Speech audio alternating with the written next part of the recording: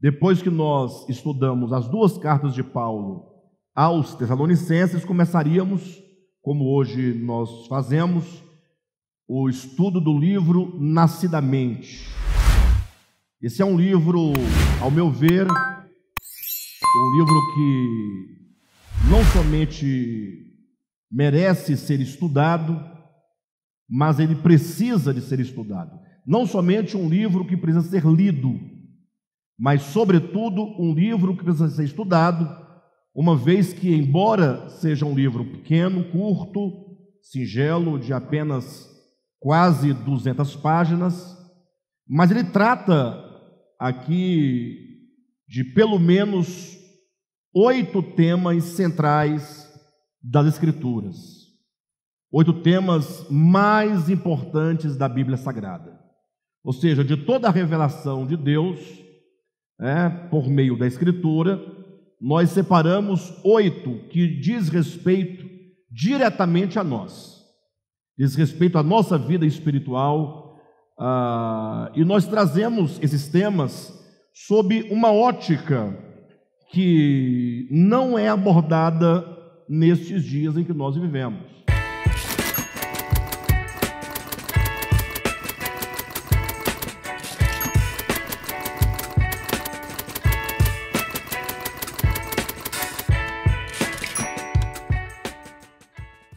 É importante deixar claro para vocês que no estudo da Bíblia existem várias maneiras, vários métodos, várias metodologias de interpretação da Escritura. Quando eu afirmo que existem vários métodos, eu não quero com isso dizer que todos esses métodos são corretos e nem que são incorretos. Eu quero apenas dizer que ao longo da história, os críticos da Bíblia, os exegetas da Escritura, assumiram diferentes pontos de vista e aí legaram para a Igreja de Jesus Cristo aí uma vastidão de teorias, de interpretações, e o resultado está aí diante de todos, um cristianismo multifacetado, um cristianismo que não encontra a unidade nem mesmo nos principais temas da Escritura. É um cristianismo em que alguém de fora olhando não consegue identificar onde está ali de fato a verdade. Por quê? Porque há muitos métodos de interpretação, consequentemente chegam a lugares diferentes, a conclusões diferentes. É lógico que ao dizer isso, logo alguém vai dizer que a nossa maneira de ler a Bíblia também é só mais uma. Vamos dizer, obviamente, que a nossa visão, a nossa interpretação não deixa de ser mais uma entre tantas. E de fato, é uma maneira de ler, o modo como nós lemos, a perspectiva que nós abordamos a Escritura, ela de fato não deixa de ser uma perspectiva. Ocorre que esse livro, pelo próprio nome, Nascidamente, e aqui o subtítulo, a organicidade da Escritura, logo já define que nós, quando lemos a Escritura, procuramos olhá-la do ponto de vista orgânico. Isso vai ficar claro para nós logo no início desse livro. Nós explicamos aqui o significado da palavra orgânico, o que significa ler a Bíblia organicamente, o que significa dizer que a palavra de Deus para nós ela é orgânica. Mas o fato é que nós decidimos, de uma vez por todas, tomar o próprio Cristo como a nossa medida de interpretação. Tomamos o próprio Cristo e os ensinamentos de Jesus, que mostra claramente que tudo o que vale e tudo o que importa de fato para toda a humanidade, indistintamente do tempo e do espaço, são os acontecimentos que têm lugar dentro do homem, no coração do homem. Quando nós olhamos para a igreja de um modo geral, falando ainda do modo de interpretação, nós vemos um cristianismo preocupado com um tanto de coisas. É um cristianismo que se preocupa com usos e costumes, se preocupa com aquilo que você come, aquilo que você bebe, aquilo que você veste, se você desenha ou escreve no seu corpo, né? Se você tem esse tamanho de cabelo ou tem um outro tamanho, se você usa maquiagem ou se você não usa, se você ouve um tipo de música ou não ouve. Ou seja, quando se olha de um modo geral, vê-se aí um cristianismo tão somente preocupado com coisas externas ao homem. Mas o que Cristo de fato nos ensinou? Ele disse, eu poderia trazer pelo menos 2 ensinamentos de Jesus, a priori, que nos servirão de apoio, de base, para fazer a afirmação de que toda a Escritura só pode ser compreendida organicamente. A primeira vez ele fala que o reino de Deus não é algo externo ao homem. Vocês lembram quando ele é questionado, quando virá o reino de Deus? E ele então responde que o reino de Deus não vem com visível aparência, nem dirão ei-lo aqui ou ei-lo ali. Não é uma questão geográfica, não é uma questão espacial, não é uma questão temporal. Ele diz, porque o reino de Deus está dentro do homem. Então, o próprio Cristo situa dentro do coração do homem toda a solução de que ele precisa. Ou seja, Deus habita o próprio homem. Deus habita o espírito do homem, de modo então que, tratando-se do aspecto positivo, o reino de Deus não é algo externo. Isso está em pleno acordo com o que Paulo ensina em Romanos 14, quando ele diz que o reino de Deus não é comida e nem bebida, mas é alegria, justiça e paz no Espírito Santo. Então, o reino de Deus é algo interior. Em outra ocasião, Jesus, ensinando também sobre essa questão orgânica, ele vai dizer que todo o problema do homem, agora num sentido negativo, encontra-se também dentro dele. Jesus disse que o que está fora do homem não o pode contaminar. O que está fora do homem não o pode corromper. Porque tudo aquilo que está fora, o máximo que pode acontecer é o homem ingeri-lo. E ao ingerir, Jesus fala que passa por todo o processo, e por final, aquilo que ele ingere se torna só cocô, que vai para lugares escuros. Jesus não diz que é do coração do homem que procedem os maus desígnios. É do coração do homem que procede o pecado. Então, se você olhar positivamente a Escritura, o reino de Deus está dentro. Se você olhar negativamente, o pecado também está dentro. Ou seja, onde está o problema do homem e onde está a solução para o homem? Dentro do próprio homem. Então o Devap tem esse olhar para dentro do homem. E quando nós lemos, portanto, a Escritura, procuramos compreendê-la situando os eventos para dentro do homem, buscando compreender a revelação de Deus a partir de Jesus, que vê o problema do homem e vê a solução para o problema do homem dentro do próprio homem. Ok? Bem, mas vamos ler então, e lendo nós vamos discernindo todas essas questões, e com certeza nós vamos ter um grande aprendizado, Quero convidar vocês a abrirem, na página, logo no início, palavra do autor. Vamos começar, de fato, do início do livro.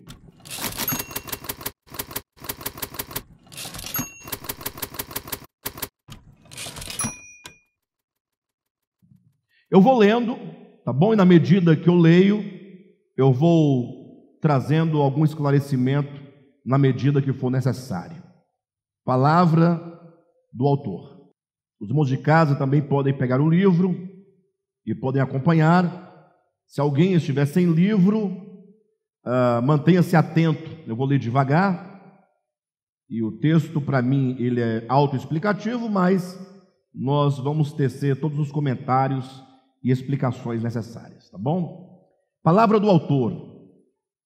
O ano de 2016 foi o marco declarado de uma virada radical ocorrida no âmbito do horizonte perceptivo de nossa leitura e interpretação das Escrituras.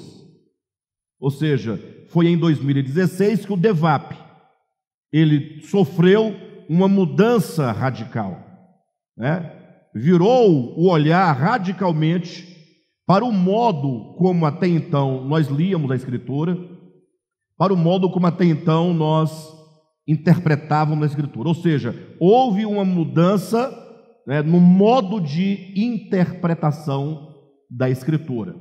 Até então, até 2016, seguíamos o caminho tradicional da busca pela compreensão da verdade, como quem pergunta: o que é isso?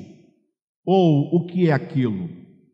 Então, até então, nós estávamos sempre perguntando o que era, queríamos saber o sentido das coisas conforme se encontrava na letra da Escritura, a fim de estabelecer dogmaticamente doutrinas minimamente ortodoxas. 2 pontos. Por exemplo, nós perguntávamos o que é o pecado, perguntávamos o que é a redenção, o que é a regeneração, o que é a segunda vinda de Cristo.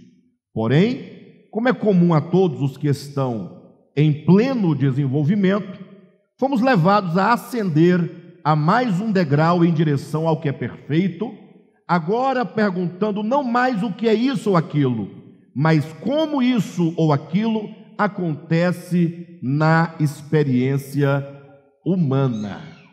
Então, o que nós vemos nesse primeiro parágrafo? Nós vemos 2 níveis de compreensão das verdades bíblicas. O primeiro nível, a pessoa está preocupada em saber o conceito, não é? O que é pecado? Pecado é errar hamartia, errar o alvo, ok. O que é redenção? Redenção é a obra que Cristo realiza quando ele se encarnou, quando veio ao mundo. Então, na cruz, ele realizou a obra de morte para redimir o homem do seu pecado. Então, nós tínhamos o conceito muito claro, muito definido. Então, o DEVAP sempre primou pelas doutrinas ortodoxas. Toda a vida nós estávamos ali no pé da doutrina, querendo compreender o conceito cabalmente. E eu quero dizer que foi muito bom, foi muito maravilhoso. Nós pudemos compreender amplamente a Escritura. Entretanto, como diz aqui nesse primeiro parágrafo, como aqueles que estão caminhando, então o Senhor, num dado momento, nos levou a avançar, agora não no sentido de compreender o conceito bíblico, mas agora no sentido de entender como que essas doutrinas acontecem efetivamente dentro do homem. Eu vou dar um exemplo para vocês entenderem o problema que se instaura aqui.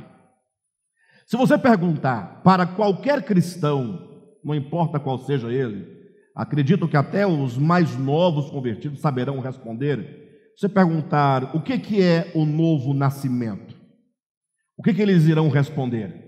Ora, eles vão dizer que todo ser humano, sendo este uma criatura de Deus, porque nasceu no pecado, em algum momento da sua experiência, ele precisa ouvir o Evangelho e crer no Evangelho, para que somente assim, crendo, ele possa nascer de novo. De sorte que, segundo esse entendimento, aquela pessoa que ouve o Evangelho e crê no Evangelho com seu coração e diz: eu creio no Evangelho, eu recebo a Cristo como meu Salvador, logo eles entendem, essa pessoa nasceu de novo.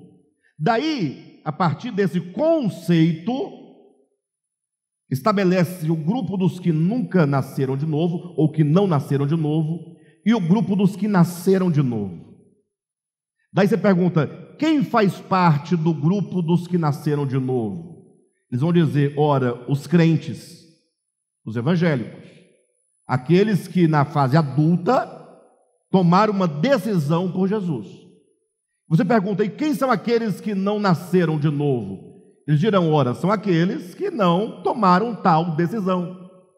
De modo que se entende, grosso modo, que todos os crentes nasceram de novo, e que os não crentes, segundo o conceito dogmático, religioso, da religião chamada cristianismo, aqueles que não tomaram tal decisão, não nasceram de novo. Mas daí, alguém que está acordado, desperto, alguém que estar atento, fica observando os nascidos de novo.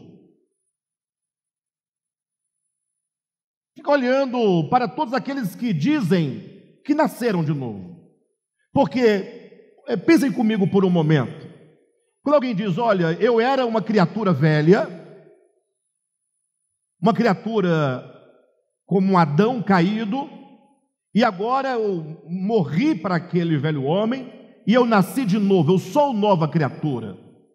E olha que tem textos bíblicos que fundamentam esse conceito. Tá? Nós não estamos indo de encontro ao conceito, estamos procurando compreender o conceito. Perfeito? Daí você observando os que nasceram de novo e olhando para os que não nasceram, você vai observar que, no mínimo, a diferença é quase nenhuma. A diferença se dá nos trajes, porque o crente usa roupa social em qualquer circunstância, em qualquer situação, em qualquer ocasião. Os crentes levam a Bíblia debaixo do braço, frequentam cultos, né? Os crentes oram alto, os crentes não rezam, teoricamente falando, os crentes não bebem bebida alcoólica, não fumam, mas no geral, quando você olha para o caráter, para o coração, você percebe que os que dizem que nasceram de novo são e continuam tão egoístas quanto os que não nasceram de novo. Porque se alguém nasceu de novo, o egoísmo não pode fazer parte do coração dele. Obviamente, nasceu de novo. É uma nova criatura. E essa nova criatura não é segundo Adão que caiu, mas é segundo Cristo. Aí você observando, você verifica que os que dizem ter nascido de novo, eles continuam amargurados, continuam ciumentos, continuam com divisão, com lascívia, com impureza, com adultério, continuam mentirosos, comprando e não pagando, continuam avaros. Isso não é aqui nenhuma acusação, longe de mim acusar alguém. Eu estou dizendo que quando nós olhamos aqueles que dizem ter nascido de novo, nós não vemos uma mudança interior em relação aos que não nasceram de novo. O que nós vemos são mudanças estéticas, são mudanças externas. Por isso que quem conhece igreja, quem vive em igreja e sabe o que é igreja, pode dar o seu testemunho de que na igreja existem os grandes problemas de toda a humanidade, em todos os tempos e em todos os lugares. Não há diferença. Porque se a igreja fosse composta de pessoas que nasceram de novo, do modo como o cristianismo, sobretudo os evangélicos, ensinam, ora, deveria ser um pedaço do céu na terra e não um pedaço do inferno na terra. Alguém, exceto um cristão ouvindo isso, até pode se ofender, mas não se ofenda, apenas olhe, apenas seja sincero, apenas seja livre de qualquer acusação ou de qualquer acobertamento e apenas diga, de fato, nós chamados, os nascidos de novo, temos todos os problemas que os incrédulos têm. Acontece que o não nascido de novo bebe, o que nasceu de novo, supostamente, não bebe. Só que existe no cristianismo também a ideia do crente desviado, não tem? Quando o crente que nasceu de novo desvia, ele volta a tudo aquilo que então ele fazia. Ele volta às práticas exteriores. E quando ele então retorna, ele deixa de volta as práticas exteriores, mas o coração ainda não é mudado. Eu reconheço, e não posso deixar de declarar, que os doutores da Bíblia que defendem esses conceitos deste modo, eles reconhecem que nós ainda precisamos de mudança. Mas daí é onde nós, parando aqui nessa questão do novo nascimento, falamos, bem, se o novo nascimento é uma doutrina bíblica ensinada inclusive por Jesus, nós queremos saber como isso acontece. Porque o cristianismo ele apenas quis entender o que é o novo nascimento, Nós queremos dizer, não, nós sabemos o que é. Agora nós queremos entender como esse novo nascimento acontece. Queremos saber do novo nascimento enquanto experiência humana, não enquanto um dogma escrito, muito bem escrito, dentro de um belo livro, numa estante. Então, esse primeiro parágrafo diz que nós estamos nos perguntando isso. Perfeito? Um outro exemplo seria a redenção de Cristo. Se você perguntar para qualquer cristão o que é a redenção, eles dirão: ora, todo homem nasce pecador, todo homem nasce condenado, consequentemente, todo homem nasce com uma dívida. Perfeito? Tendo o homem uma dívida para com Deus, é assim que o cristianismo explica, então, não tendo o homem com que pagar, o homem está ou estaria fadado à morte eterna, sem nenhum recurso para ele. Daí entra a redenção. Então, Deus, por amar a humanidade, envia o seu Filho para quê? Para pagar a dívida no lugar do homem. E, portanto, todo aquele que crer em Cristo tem a sua dívida paga. Ok? Não é isso que é o conceito de redenção? Mas aí daí o Senhor nos leva a perguntar. Entenda todos vocês que essas nossas perguntas não é como quem duvida. Pelo contrário, é como alguém que acredita, e acredita tanto que quer entender como eu posso experimentar essa verdade. Daí a pergunta é: ora, se a dívida do homem está paga, logo nós não devemos nada. Ora, e se nós não devemos nada, por que as igrejas, os pastores nos cobram tudo? Por que se você fizer isso, você vai para o inferno? Afinal, a dívida está paga ou a dívida não está paga? Vocês estão entendendo a pergunta?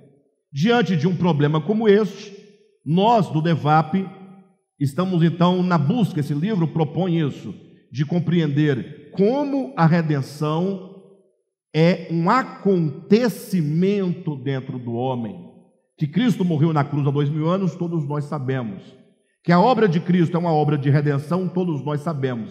E isso não está sendo movido no lugar. Agora a nossa pergunta é: como eu posso experimentar esta redenção? E quando eu experimentar, o que acontece dentro de mim? Perfeito? Então é basicamente essa mudança de paradigma de interpretação que nós estamos buscando. Nós estamos dizendo: queremos entender todas as doutrinas bíblicas, não enquanto mero conceito, mas enquanto acontecimento dentro do homem.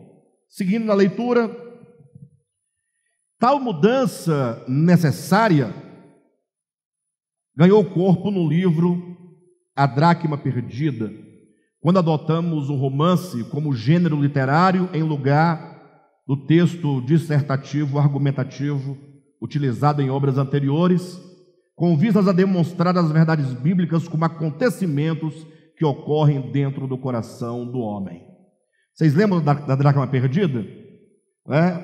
O livro A Dracma Perdida é um livro muito forte, é um livro muito profundo, é um livro que trata do tema da redenção, trata do tema da queda, trata do tema do pecado. Só que neste livro, que foi inclusive em 2016, que nós lançamos a Dracma Perdida, esse livro ele foi escrito na forma de um drama. Ou seja, nós tomamos as verdades bíblicas e nós não as conceituamos na dracma. Nós colocamos essas verdades enquanto acontecimento dentro do coração daquelas personagens do livro A Dracma Perdida. Ou seja, a dracma é o marco dessa mudança de horizonte, porque nela, ou melhor, no livro A Dracma Perdida, nós vamos encontrar, por exemplo, a descrição vivida e experimentada por Lúcifer na sua queda. Depois leiam o capítulo lá de A Dracma Perdida, que trata sobre a queda de Lúcifer. Em nenhum momento você vai encontrar o autor dizendo a queda de Lúcifer é isso, mas você vai encontrá-lo ele na sua angústia, e como que no seu coração foi sendo gerado ou gerada toda a rebelião, como que ele vai mudando, o seu coração vai mudando e se alterando, de maneira que de querubim da guarda perfeito, ele vem a ser Satanás, o diabo. Tá bom? Seguindo, nesse avançado estágio de percepção espiritual, acerca da essência da verdade, tudo o que outrora era vislumbrado apenas conceitualmente, apenas no conceito, numa perspectiva objetiva, superficial e limitada, passa a ser percebido ontologicamente. A palavra ontologicamente quer dizer na dimensão do ser, para ser percebido na dimensão existencial do ser, que é a verdade orgânica. Então, logo, fiquem vocês sabendo que todas as verdades bíblicas, todas, sem nenhuma exceção, serão explicadas como evento dentro do homem. Todas. A queda do homem, não como um mero acontecimento histórico do passado, mas o homem que nasce, o ser humano que nasce, todos os dias, ele experimentará a sua própria queda no tempo determinado. Vamos demonstrar como que todos os homens, em todos os tempos, em todos os lugares, eles estão diante de duas árvores: a vida e a morte, a bênção e a maldição. Estão diante de dois princípios. Vamos demonstrar como que todas as verdades bíblicas, elas podem ser percebidas dentro do homem, positiva ou negativamente.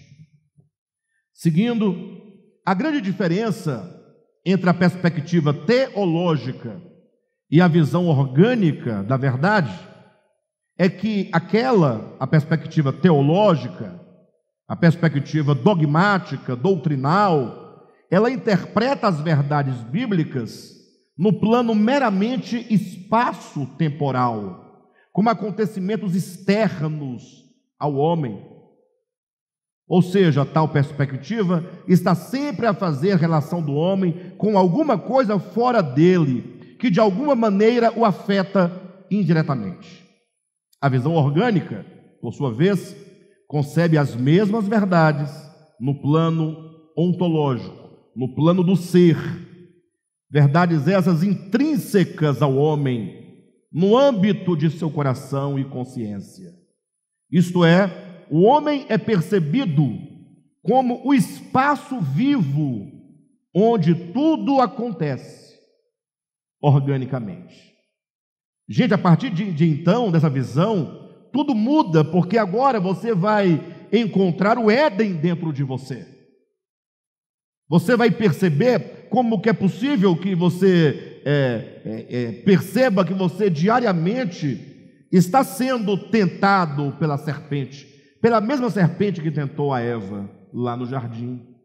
Ou seja, a verdade do ponto de vista teológico, dogmático, doutrinal, fala assim: olha, há tantos anos atrás, há 6.000 anos, estava lá o primeiro homem, estava lá a primeira mulher naquele jardim, e logo a mente dos irmãos é projetada para um passado distante, e você fica imaginando quando então a mulher andando pelo jardim, e o homem dormindo debaixo de uma árvore desapercebido. A mulher afastou-se do homem e então viu uma serpente enrolada na árvore do conhecimento do bem e do mal. Você pensando, aí começa toda aquela narração, aquela descrição de como a mulher, sendo tentada, pegou o fruto, arrancou, comeu, deu ao marido, e depois dessa mordidinha na maçã, a desgraça entrou no mundo, e até hoje pode perceber os seus piores efeitos. Aí os irmãos ficam pensando: puxa, mas que sacanagem dessa Eva, né? Puxa, olha, eu já ouvi, lógico, por brincadeira, mas uma brincadeira que tem a sua raiz numa verdade. Quando alguém fala assim: olha, quando eu chegar lá na eternidade, eu vou procurar Eva, eu vou falar umas verdades para Eva, porque ela é responsável por tudo o que aconteceu conosco. Veja que a teologia coloca o evento fora do homem, distante do homem, no tempo e no espaço, e nada diz respeito a você. Você é só uma vítima de um processo, e de repente se viu aí condenado, sem culpa nenhuma. A culpa é da mulher, a culpa é do diabo, a culpa é de qualquer um, menos sua. Aí nós falamos, não. A Escritura mostra que todos os homens, todos os dias, inclusive, não só uma vez na vida, mas todos os dias, você está diante de duas árvores e você terá de tomar a sua decisão a cada momento. Nós vamos entender isso neste livro, ok? Vamos seguindo então? Isto é, o homem é percebido como espaço vivo onde tudo acontece organicamente. Enquanto o homem de viés teológico encaderna suas súmulas de fé supostamente ortodoxas para exibi-las filosoficamente, o homem de visão orgânica vive a verdade de Deus encarnada em sua própria existência e sofre a dor da verdade que o transforma de dentro para fora. Gente, isso aqui vale a pena ser relido, né? Temos que comer essas palavras no sentido de assimilá-las plenamente, porque aqui nós estamos fazendo uma comparação entre a verdade enquanto doutrina e a verdade enquanto experiência. A verdade enquanto um mero acontecimento na história e a verdade enquanto um acontecimento dentro do homem. É o homem de viés teológico e o homem de viés de um olhar orgânico. Esta é a diferença. E olha aqui que maravilha. Vamos a partir do enquanto aí, ó. Enquanto o homem de viés teológico encaderna suas súmulas de fé, supostamente ortodoxas, para exibi-las filosoficamente, ou seja, o homem de viés teológico, ele escreve lá os seus textos, suas teologias sistemáticas, encaderna como este livro e coloca numa estante para que num dado momento ele possa então ler para alguém e filosofar aquelas supostas verdades. Ao passo que, se o homem de viés teológico encaderna suas súmulas de fé, o homem de visão orgânica vive a verdade de Deus, encarnada, a verdade encarnada na própria existência. Este homem, ele sofre a dor da verdade, que o transforma de dentro para fora. E aqui, queridos, eu preciso falar algo a vocês. Eu preciso falar enquanto obrigação.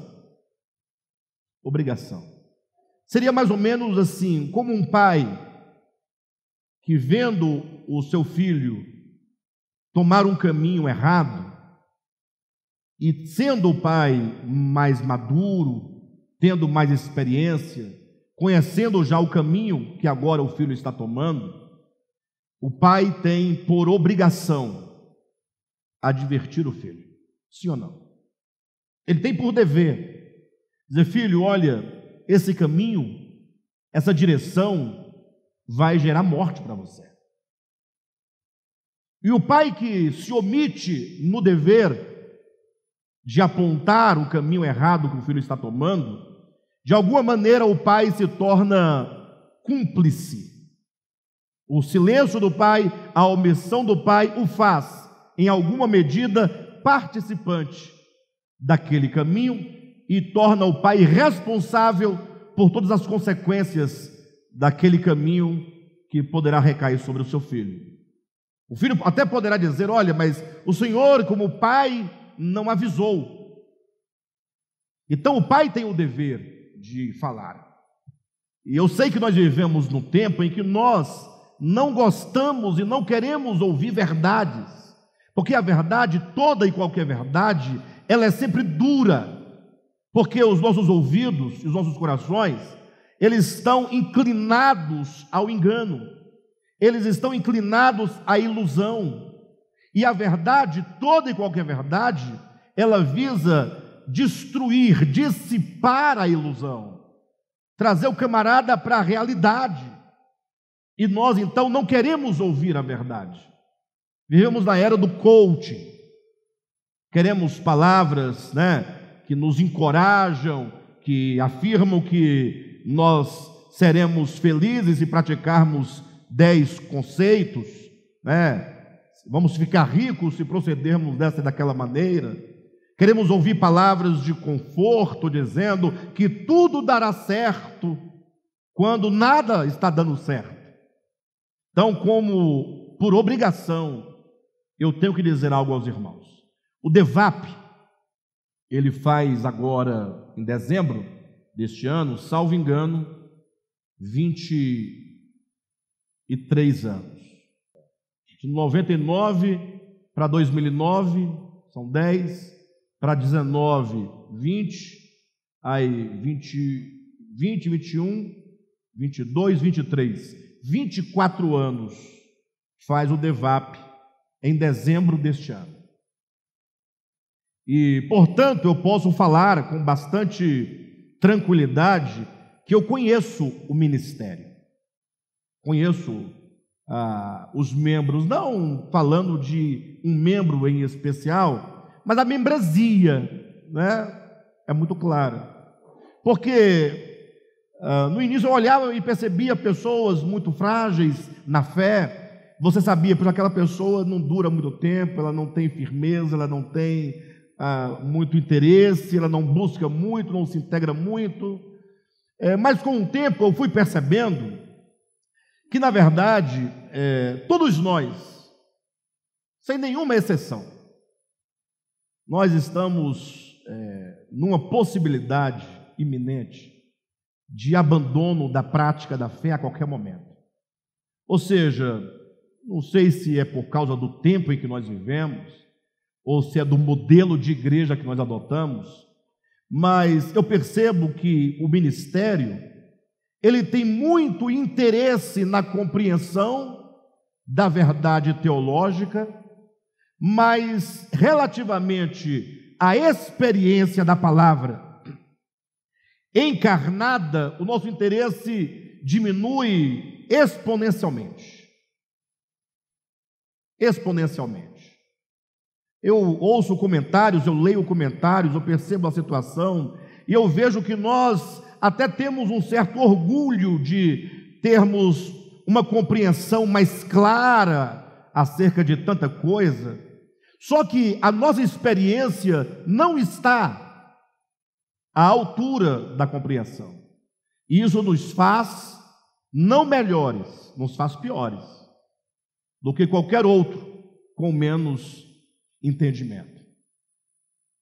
Eu sei que o DEVAP hoje, ele não tem como você contar a membresia. Nós somos muitos e somos poucos ao mesmo tempo.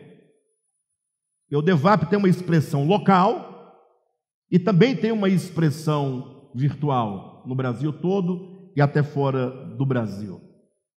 Mas eu sinto que falta uma unidade de espírito em nós. Falta um vínculo de espírito com a verdade e, consequentemente, de uns para com os outros. E isso é um perigo muito grande, porque o DEVAP, eventualmente, ele pode se tornar uma grande mesa que se virará contra nós mesmos amanhã. Lembra o que Deus fala acerca do povo de Israel? Vamos entender isso. Há um texto de Romanos que Paulo, falando sobre a condição do povo de Israel, disse que a mesa de Israel se tornou em laço e armadilha para Israel. Eu acredito que pouquíssimas pessoas entendem o que Paulo quer dizer com essas palavras. Como assim? Que mesa é essa? Porque a palavra mesa, a ideia de mesa, é uma ideia de quê? De alimento, é uma ideia de fartura, é uma ideia de comunhão. Mesa é lugar de comer, de nutrir-se, de se alegrar. Mesa é sinônimo de mantimento. Sim ou não?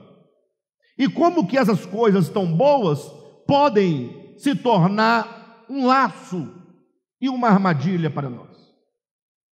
De que maneira? Para nós podermos entender isso, nós vamos precisar, para entender essa metáfora, né, que está lá no Antigo Testamento, mas que Paulo usa no capítulo, salvo engano, 11 de Romanos, essa mesa se torna em laço e armadilha para Israel. Vamos precisar do texto de Jesus em Lucas capítulo 15, onde Jesus conta 5 parábolas. A parábola da ovelha perdida, a parábola da dracma perdida, a parábola do filho perdido, a parábola do administrador infiel e a parábola do rico e Lázaro. Essas 5 parábolas que estão nos capítulos 15 e 16. É um bloco de parábolas que visa não somente esclarecer um assunto, mas também serve de profunda advertência aos judeus de então e para nós nos dias de hoje. Por que nos interessa esse conjunto de parábolas? Porque essas 5 parábolas se dividem em 2 grupos, um grupo de 3 e um grupo de 2. Quem está entendendo? O grupo de 3 parábolas é a parábola da ovelha perdida, da dracma perdida, do filho perdido. Essa é a ideia. E do outro lado, as 2 parábolas, no outro conjunto, é a parábola do administrador infiel, olha, e a parábola do rico avarento. Como é que nós entendemos esse contexto das parábolas?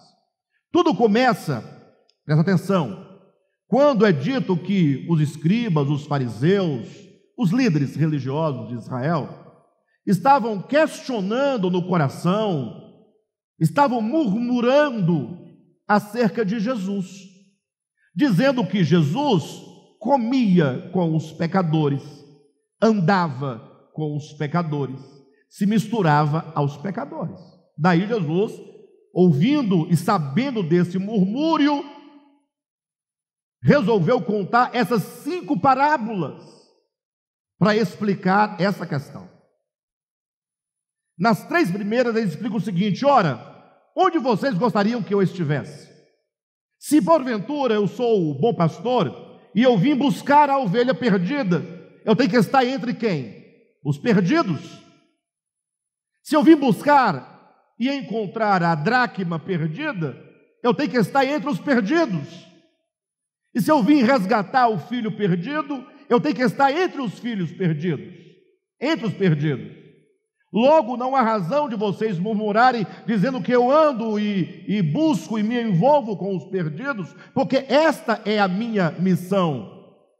Num contexto maior, poderíamos trazer aquele texto, Jesus fala: se vocês não estão perdidos, vocês são sãos, são saudáveis, e portanto os sãos não precisam de médico, então não há motivo para eu estar entre vocês. Mas os doentes precisam de médico e, portanto, eu vou a eles. Não faz sentido vocês murmurarem uma coisa tão óbvia: eu vim buscar e salvar o que estava perdido. São as 3 parábolas. Mas quando parece que tudo está explicado, Jesus fala: agora prestem atenção. E eu digo para o Devap: presta atenção.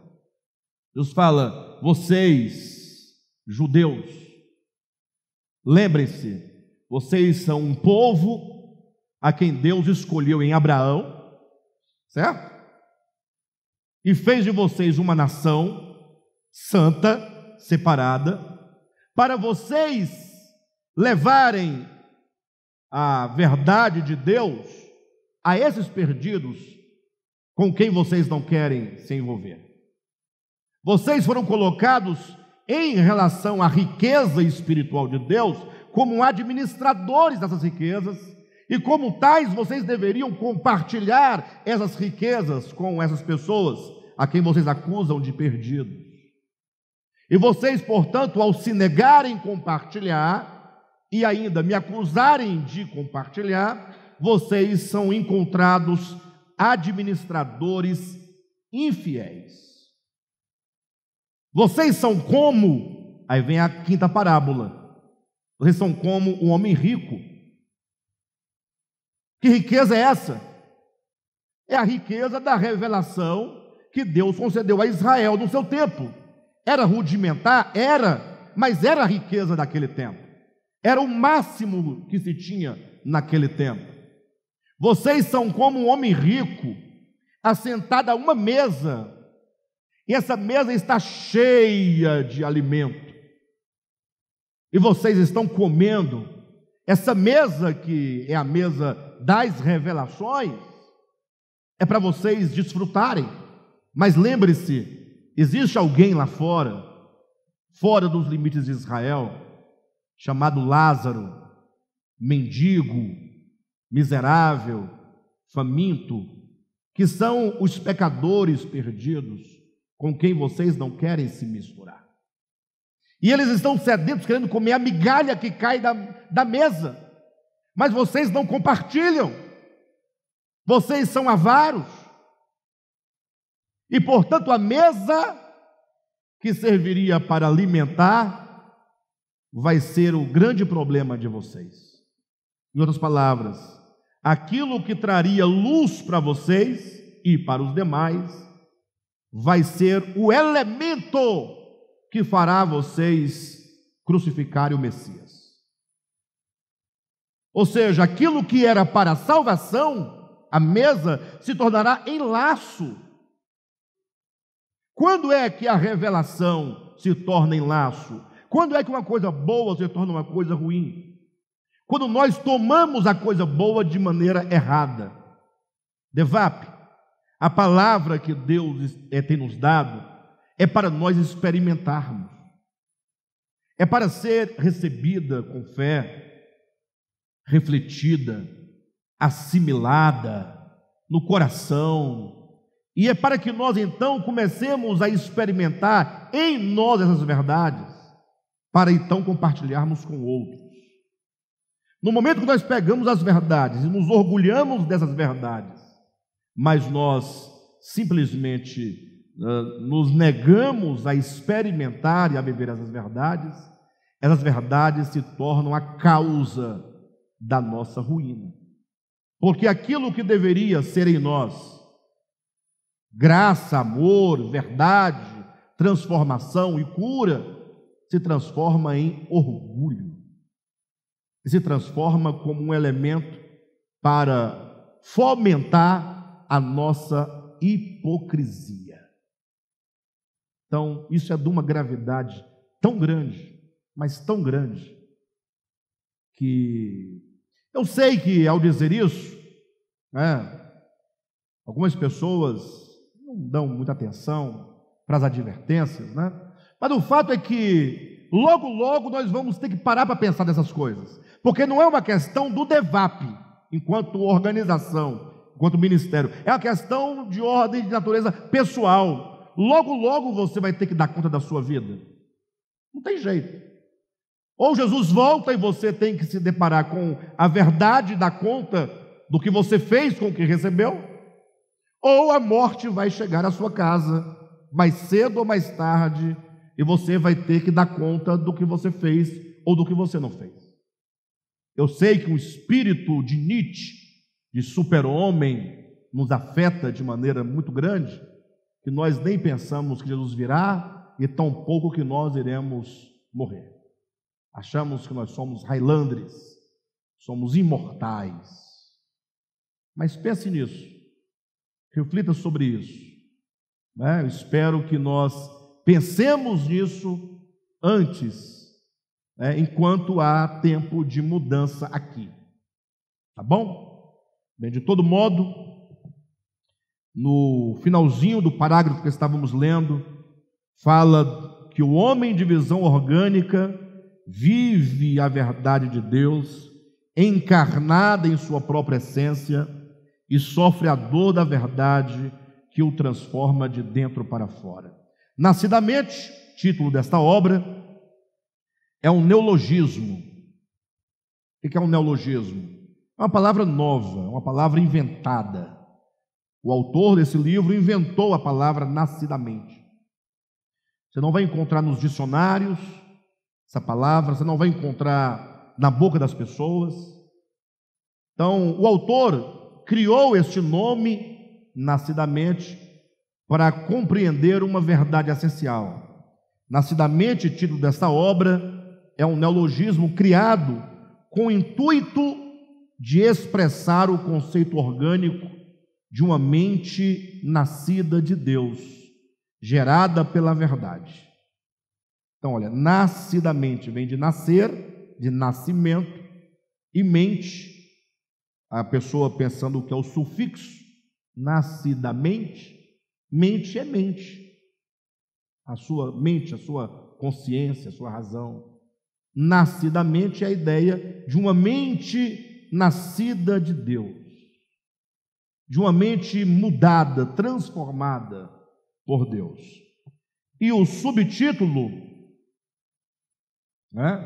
ao passo que o subtítulo, que é a verdade orgânica, ou a organicidade das Escrituras, indica o método hermenêutico de interpretação da Bíblia, no sentido de abstrair de seus textos os invólucros, no sentido de abstrair dos seus textos a essência da verdade, despindo-a de todos os invólucros de figura e linguagem que a revestem. Bem, para entender isso, basta você imaginar um frasco contendo um perfume precioso. O frasco é só o vasilhame que contém a essência. O que nos interessa não é o perfume. Então nós temos que abrir, romper o lacre do vasilhame, do invólucro, para podermos tocar o perfume, termos acesso ao perfume. Então, quando diz a organicidade da Escritura, fala do método em que nós vamos tomar a Escritura, entender que a Escritura tem uma linguagem que reveste as verdades, ela usa de símbolos, a Bíblia usa de figuras, e se nós não rompermos com essas metáforas, não rompermos com esse invólucro que envolve a essência da verdade, nós vamos ficar pregando apenas a cruz, enquanto cruz enquanto artefato. Vocês sabiam que a Igreja Católica Romana, há muito tempo, ela vendia as lasquinhas da cruz de Jesus?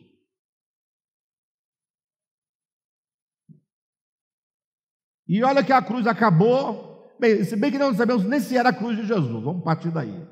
Mas digamos que fosse, acabando a cruz, não acabava as lasquinhas. Aí a pessoa pegava uma lasquinha da cruz. Agora olhem para mim em nome de Jesus e pensem com você mesmo aí, olhe para você. Você já imaginou se você, Cadmo, pensa, você, Henrique, se você, irmã Júlia, irmã Emil, Emanuel, Roberto, Lúcia, se você tivesse uma lasquinha da cruz de Jesus,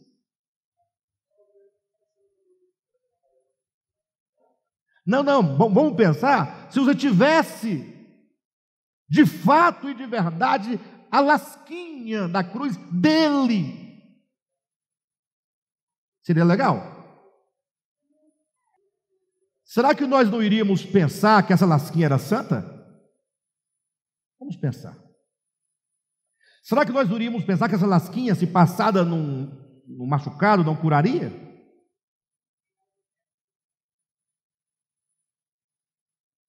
E se eu disser para vocês que a cruz, a madeira, não serve para nada, mas não serve para nada absolutamente, minto, serve para fazer um reforço, para segurar uma laje, aí como madeira serve, para fazer um móvel, para ter uma utilidade, mas em termos espirituais não.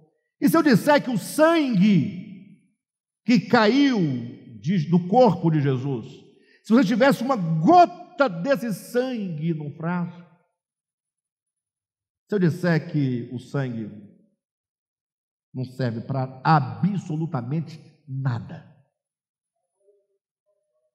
e se eu disser que se você tivesse um pedaço da unha de Jesus, um pedaço da carne de Jesus, não serviria para absolutamente nada, não resolveria nada na sua vida, absolutamente nada.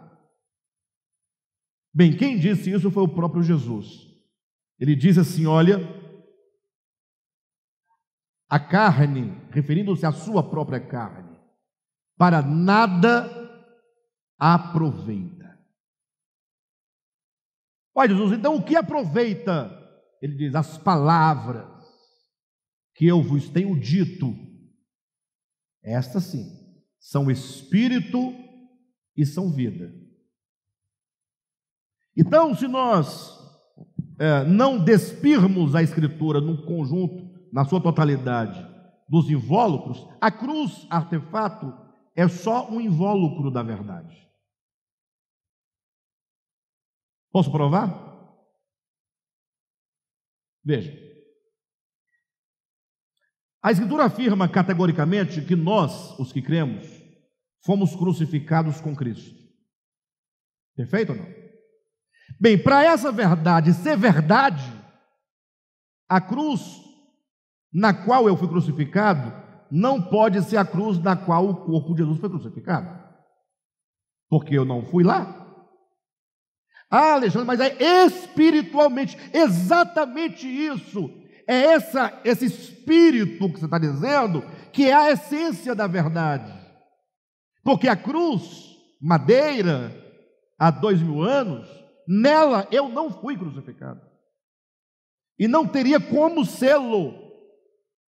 Então a cruz, artefato que o Jesus de Nazaré carregou, é um invólucro de uma verdade.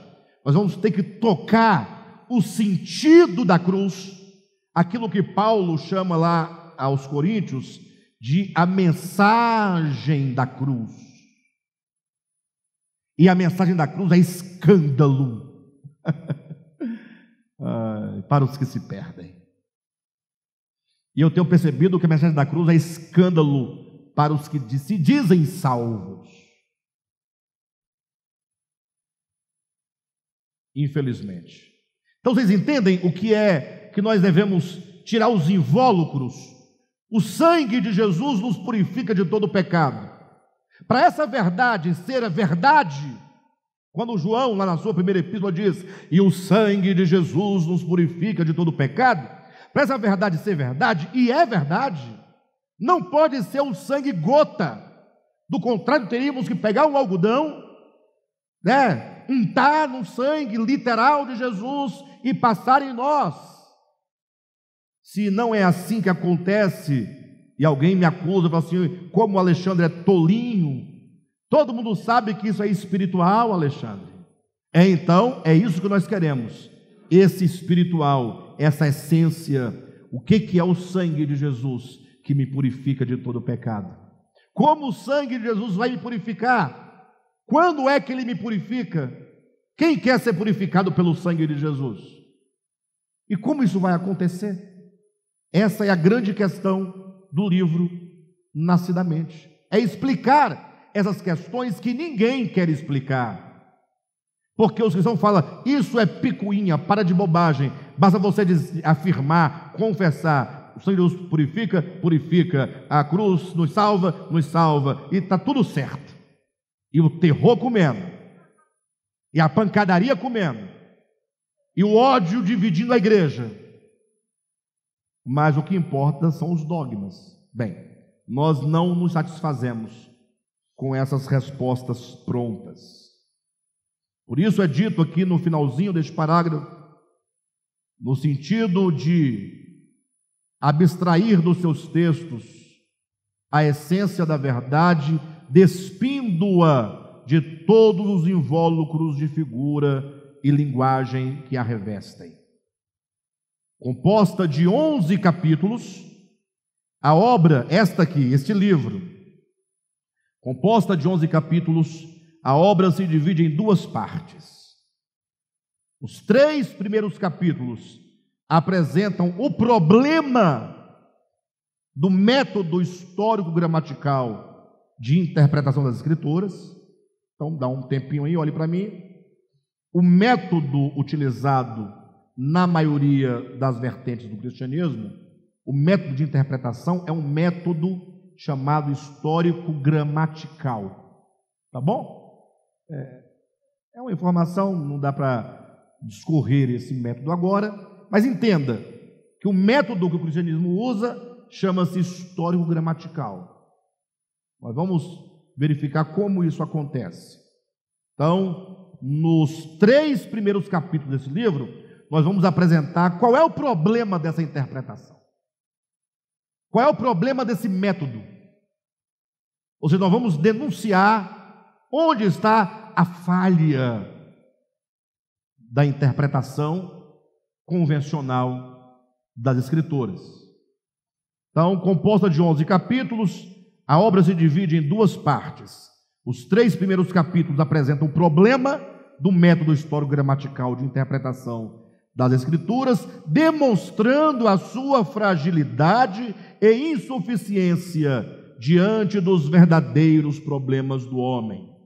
E 8 capítulos seguintes, que propõem uma releitura das Escrituras numa nova perspectiva interpretativa a partir da exposição de 8 temas principais, os quais, como pilares que sustentam a história, vão desde o problema da desintegração do homem em relação a Deus até a plena reconciliação universal na eternidade. O conteúdo exposto de forma breve e sintética não visa esgotar o assunto proposto em cada capítulo. Preferimos oferecer um panorama geral de cada tema, a fim de lançar as bases para posterior aprofundamento e assim alcançar a todos, até mesmo os leitores não iniciados no Evangelho. Deixo aqui, portanto, a minha singela contribuição a todos os homens e mulheres de boa vontade que desejam conhecer mais a si mesmos e a Deus nessa longa travessia rumo à eternidade. Bem, essa é a palavra do autor, né? Está no lugar de um prefácio, e eu quero encerrar hoje essa nossa conversa, essa nossa introdução, lendo com vocês a epígrafe do livro, que vem logo em seguida a palavra do autor.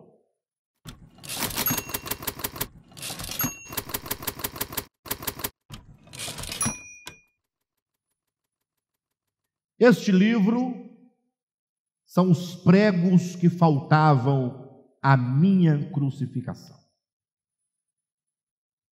Ou seja, eu não estou enganado, eu não estava enganado do que viria, né? Eu sabia e sei de todas as consequências dessa pregação. Não estou desanimado, não estou com medo de nenhum resultado. E nem frustrado, tampouco assustado. Os prejuízos que essas verdades já trouxeram são grandes e vão trazer ainda mais. Mas eu não posso me esquivar de falar. Eu falarei. Este livro são os pregos que faltavam à minha crucificação. Entrego o livro, os pregos. Entrego-o, pois, voluntariamente aos meus algozes, os quais, executando a sentença de morte por eles mesmos proferida, não poderão impedir a minha ressurreição. Então, está aí. Não tem muito o que dizer, fica para a reflexão de cada um essas palavras, tá bom? Na próxima semana, nós vamos iniciar efetivamente, na página 19, o capítulo 1 desse livro. A minha sugestão é que vocês leiam o livro na semana, que vocês orem sobretudo a Deus, pedindo a Deus espírito de revelação e de sabedoria. Vocês orem dizendo assim: Senhor, que o Senhor guarde o meu coração, que o Senhor possa blindar o meu coração contra qualquer ensinamento que não provenha do teu coração, inclusive dos meus próprios preconceitos. Peça a Deus com o coração aberto, confiando que Ele nos prometeu nos conduzir a toda a verdade, e Ele o fará. Confie no Senhor, não tenha medo. Você serve a Cristo, entrega-se a Ele, confia nele e faça a sua parte, que é ouvir, refletir e verificar na Escritura. E de modo então que ao cabo da leitura deste livro, que nós possamos ter avançado muito na nossa experiência cristã, possamos ter sido um pouco mais transformados para a glória de Deus, tá bom?